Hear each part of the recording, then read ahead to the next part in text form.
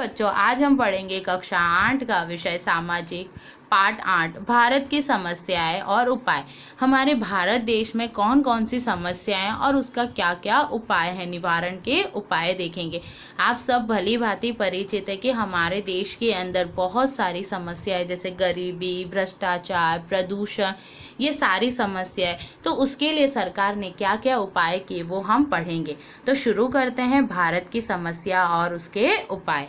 हमारे भौतिक साधन बदलते हैं। हम जो भी भौतिक वस्तुएं जो होती है, जो हम बाहर से स्वरूप से देख सकते हैं, वो सारी भौतिक साधन होते हैं और ये समय समय पर बदलते हैं ना।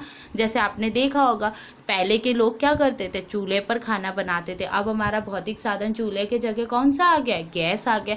तो हमारे जो भौतिक साधन है वो समय के साथ क्या होते हैं, बदलते हैं। परंतु प्रजा के कुछ आंतरिक मामलों में हस्तक्षेप बदलाव नहीं होते, लेकिन जो मानव है वो हमेशा प्रकृति के आंतरिक मामलों में क्या करता है, हस्तक्षेप करता है और उसके अंदर कोई बदलाव नहीं आता।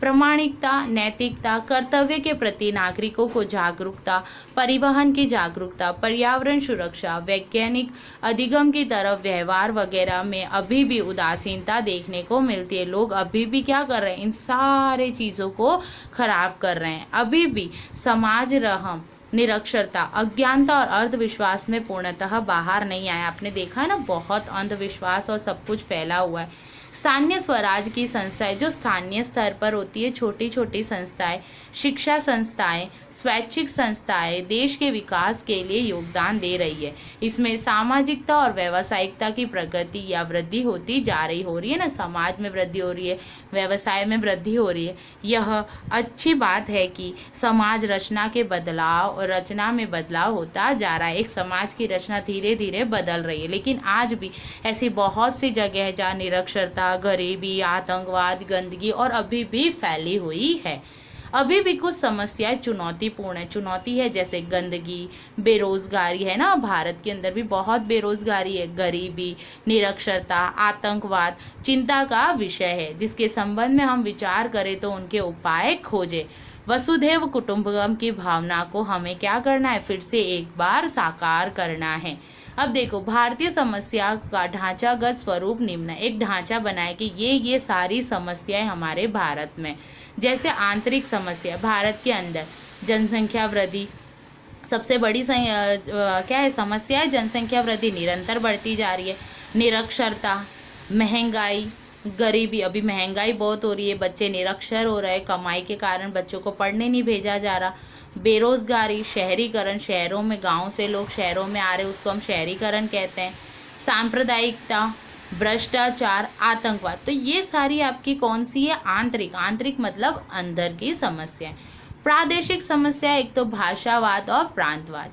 दूसरी है सीमा संबंधी समस्या, है ना। सीमा को लेकर आए दिन झगड़े होते या नहीं होते, वो कहते ये हमारा और हमारे झगड़े होते हैं। दूसरी है फिर आपकी चौथी है प्राकृतिक समस्या, जैसे बाढ़ और अकाल का आना, भूकंप, सुनामी, ज्वालामुखी का फटना। तो ये सारी समस्याएं कहाँ है, भारतीय समस्या, तो उसको एक सारणी के रूप में यहाँ पर आपको बताया है। नेक्स्ट है, ऐसी समस्याओं में से कुछ के बारे में आज हम बात करें और उसके उपाय के बारे में जानकारी प्राप्त करेंगे। आज हम इसमें से कुछ समस्याओं का अध्ययन करेंगे। जैसे सबसे पहली और सबसे चिंताजनक समस्या है आपकी जनसंख्या वृद्धि। आजकल आप देख रहे हो ना, जनसंख्या निरंतर बढ़ती जा रही है। एक प्रसंग दे रखा है, मालव को अपने मामा के विवाह में जाना था। कौन है, एक लड़का मालव, उसको कहाँ जाना था, अपने मामा के विवाह में। अपनी माँ के साथ वह बस स्टेशन आया, वहाँ लोगों की भीड़ थी। बस आई परंतु उसमें जगह नहीं थी। धक्का मुक्की होने से बस में नहीं चढ़ा जा सका, इससे वे समय से मामा के घर पहुँच नहीं सके। किस कारण, क्योंकि जनसंख्या वृद्धि हो रही है। अब आप देखो, जनसंख्या निरंतर बढ़ती जाएगी तो बसों में संख्या कम हो जाएगी ना, सीटें तो कम होती तो आपको जगह मिलेगी नहीं। देखो ये कितनी भीड़ है। ये एक दृश्य आपको बस स्टेशन का बताया है। तो ये इस प्रसंग से आपको ये समझाना चाहता है कि जिस तरह से हमारी क्या बढ़ती जा रही है, जनसंख्या बढ़ती जा रही है, लोगों में असुविधाएं उत्पन्न होती जा रही है। क्यों, क्योंकि वो समय पर अपनी जगह पर पहुंच सकते नहीं हैं। अब देखो, अब आपको भी क्या करना है, ऐसे भीड़ भाड़ वाले स्थानों पर सूची बनानी, जैसे रेलवे स्टेशन और सब जगह। आप पिछले प्रकरण में जनसंख्या वृद्धि और उसके प्रभाव का अध्ययन किया। हमें पता है कि जनसंख्या वृद्धि होगी तो क्या क्या परिणाम होंगे। अधिकांश समस्याओं का मूल कारण जनसंख्या वृद्धि है। देखो, जनसंख्या वृद्धि ही क्या है, सारी समस्याओं का मूल कारण है। क्यों? जनसंख्या वृद्धि तो हम क्या करेंगे, प्रकृति में वृक्षों को काटेंगे, घर बनाएंगे, आवास बनाएंगे। अगर वृक्षों को काटेंगे तो किसकी समस्या उत्पन्न होगी, प्रदूषण की समस्या उत्पन्न होगी। जो हमारे साधन है वो है ना और ज़्यादा बढ़ जाएंगे तो हमको सारी चीज़ें कम मिलेगी या नहीं मिलेगी। आइए हम जनसंख्या वृद्धि के रोकथाम के उपाय के बारे में विचार करें। अब उसके रोकथाम की कैसे हम इसको कम कर सकते हैं। बढ़ती हुई जनसंख्या के लिए साधन सुविधाएं बढ़ानी पड़ती है या नहीं बढ़ानी पड़ती। जहाँ पहले 10 बसों से काम होता था वहाँ 20-25 बसों की आवश्यकता पड़ने लगी है। बढ़ती हुई जनसंख्या के कारण ही देश में हुई प्रगति कम दिखाई देती है। अब देखो, 1951 से 1911 तक की जनसंख्या वृद्धि का ग्राफ तो आपको दिखाई दे रहा है। जैसे यहाँ पर 31 पॉइंट है ना, क्या है, 60 है। तो आप देख सकते हो, यहाँ से आप लिख सकते हो ये 10, 20, 30, 40, 50, 60। अब 31 पॉइंट, तो यहाँ 30 के बाद 1, तो भाई इतने में इतना था। उसके बाद 1961 में वो 43 हो गया, तो मतलब बढ़कर इतना हुआ। फिर 54 आ गया, तो उसके बीच में आ गया 54। फिर 68 आ गया, मतलब इससे भी ऊपर चला गया और उसके ऊपर जा रहा है। तो यहाँ पर जनसंख्या निरंतर क्या होती जा रही है, बढ़ती जा रही है। देखो, भारत में 2001 की जनगणना में, अब देखो जो जनगणना है वो आपके हर 10 वर्ष बाद होती है। तो 2001 की जनगणना के अनुसार 102 करोड़ जनसंख्या थी। कितनी थी? 102 करोड़, जो आज मात्र 2011 में 121 करोड़ हो गई। तो 102 से कितनी हो गई? 121 करोड़। मतलब 10 वर्ष में देखो जनसंख्या में कितनी वृद्धि हो गई। 10 वर्ष में जनगणना होती है। इस तरह 18.14 करोड़ की वृद्धि हुई। जनसंख्या वृद्धि के कारण कुछ मानव सर्जित समस्याएं उत्पन्न होती है, जैसे कि सबसे पहला और महत्वपूर्ण पर्यावरणीय प्रदूषण। जितने लोग उतने वाहन, जितने लोग उतने आवास। जनसंख्या की घनी आबादी, पानी, भोजन, चिकित्सा सेवाएं, शिक्षा, रोजगार, बेरोजगारी, आतंकवाद और भ्रष्टाचार आदि समस्याएं उत्पन्न होती है। जनसंख्या वृद्धि को रोकने के लिए सरकार को नियंत्रणकारी कदम उठाने पड़े हैं ना। अलग अलग तरह के क्या होते हैं, वो उपाय करती है। कौन? हमारी सरकार। जैसे कि ना अलग अलग लगाते कि हम दो, हमारे दो, और इस तरह के उन्होंने क्या किया, कुछ नियम वगैरह बनाए हैं और ऐसे कदम को उठाकर जनसंख्या वृद्धि पर रोक लगा सकते हैं। आया आपको समझ? नेक्स्ट, अब दूसरी समस्या है निरक्षरता। निरक्षरता मतलब पढ़ाई का से रिलेटेड। निरक्षरता देश के विकास में सबसे बड़ा अवरोध है। अब देखो, निरक्षर होंगे, जिसको कुछ भी पढ़ना लिखना नहीं आता, वो कैसे कोई कार्य करेगा, नए विचारों को कैसे खोजे। तो देखो, नए विचारों, खोजो और ज्ञान को समझने के लिए साक्षर होना अनिवार्य। साक्षर मतलब पढ़ा लिखा होना जरूरी है। अब कोई मशीन आई, अब उस मशीन को चलाना हो, मान लो मोबाइल है, अगर एंड्रॉयड फ़ोन हमको चलाना है तो उसके लिए हमको साक्षर होना ज़रूरी है ना। हमको पता होना चाहिए कि ये चीज़ ऐसे होगी। तो इस वजह से क्या, निरक्षरता के वजह से भी हमारा देश का विकास रुका हुआ है।